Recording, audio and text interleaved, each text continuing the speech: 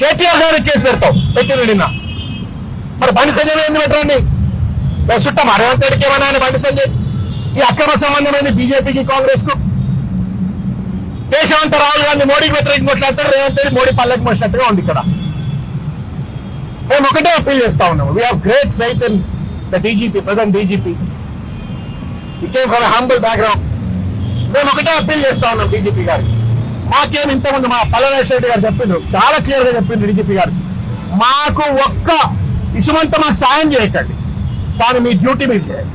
మీరు రాజ్యాంగాన్ని కాపాడండి, లా అండ్ ఆర్డర్ని కాపాడండి.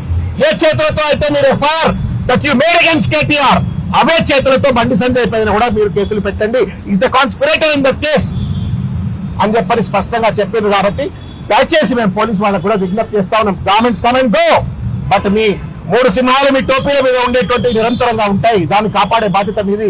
Ultimately you are the custodians of the constitution, law and order, దాన్ని కాపాడాలని చెప్పని నేను కోరుతా ఉన్నాను.